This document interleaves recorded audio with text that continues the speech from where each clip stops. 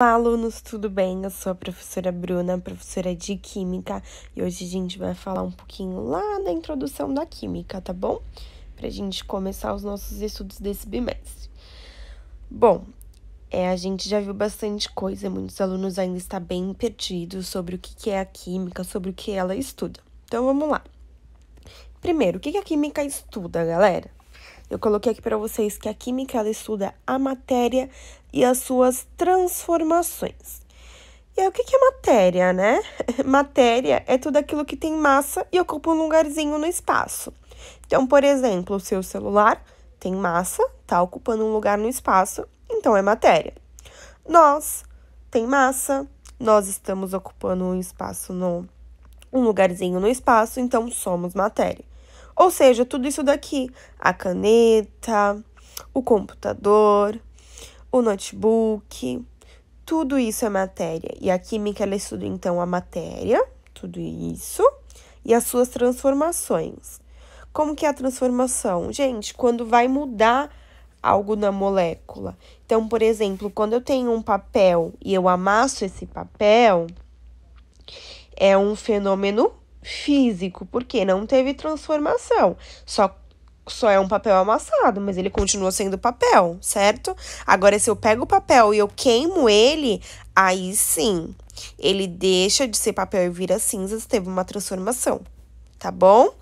Aí eu falo um pouquinho sobre o átomo com vocês, porque o átomo, gente, é algo que a gente vai estudar muito na química, ok? Então, vamos lá. Primeiro aqui, nesse primeiro desenho, eu mostro o átomo mais simples, a parte de dentro e a parte de fora dele. Essa parte de dentro a gente chama de núcleo. Vocês podem escrever aí no caderno de vocês, vão pausando o vídeo e escrevendo. Essa parte de dentro a gente chama de núcleo e a parte de fora a gente chama de eletrosfera, tá? Agora eu vou mostrar aqui melhor. Dentro, no núcleo, que é essa parte azul, eu vou ter duas coisas, tá? Vermelho e azul, que a gente tá simbolizando. E fora, aqui na eletrosfera, eu vou ter apenas o cinza, tá bom? Aí, o que é o quê? Coloquei um outro. Dentro, nós temos duas coisas, certo? O que seria? Nós temos o próton e temos os nêutrons. Então, vocês podem desenhar aí. Próton, gente, é aquele que tem carga positiva. Então, você coloca aqui que esse daqui tem carga positiva. E o nêutron é aquele que não tem carga, né? Nem mais, nem menos, ele é o nêutron, ok? Então, é assim, o núcleo funciona com essas duas coisas. Próton e nêutron. Próton é positivo e o nêutron não tem carga. Já na eletrosfera, nós vamos ter os elétrons, que os elétrons são negativo.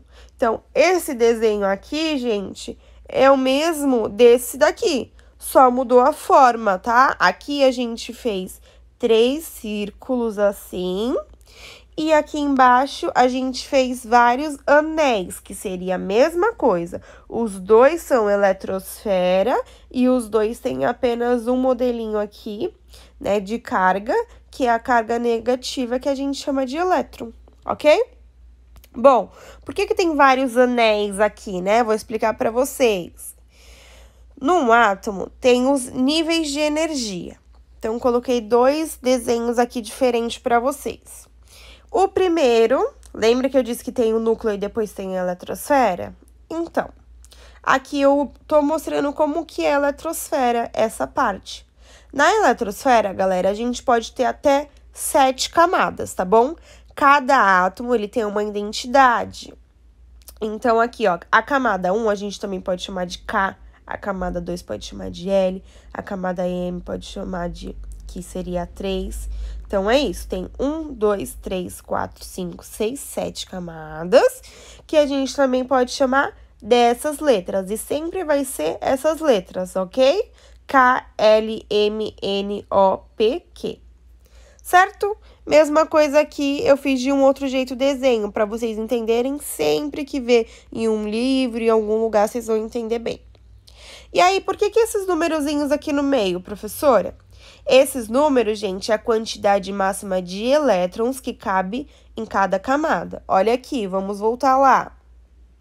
Lembra que Na eletrosfera tem esses elétrons, essa carga aqui, que são cinza.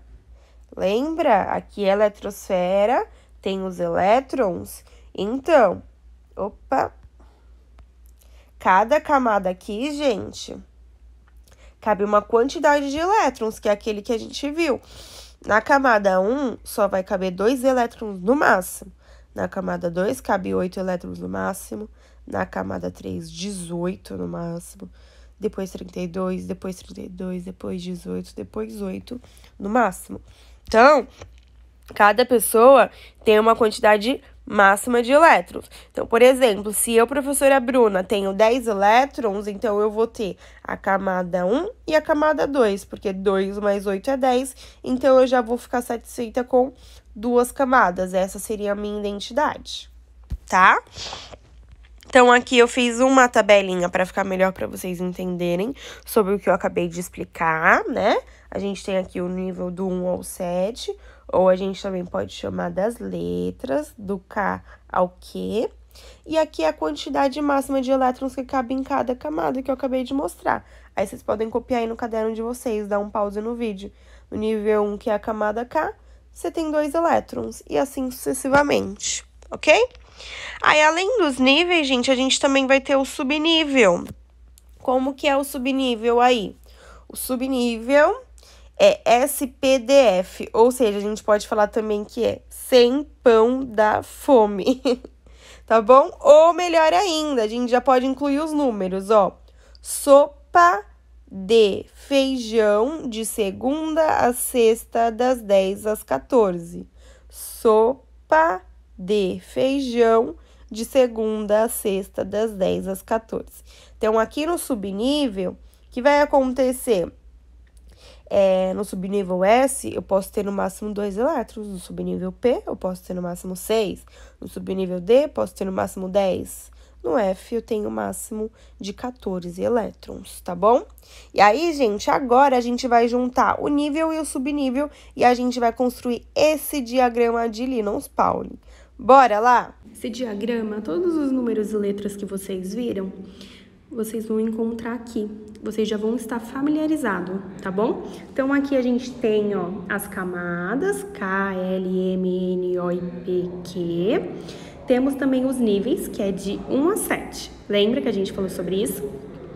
E aí, aqui a gente vai juntar os subníveis com as camadas, tá bom? Então, lembram que na camada 1, que é a K, cabe no máximo 2 elétrons. Olha aqui, ó, cabe no máximo 2 elétrons. Então, por isso que a gente usou apenas o subnível S2, porque já tem 2 elétrons aqui. Então, a camada 1 está completa.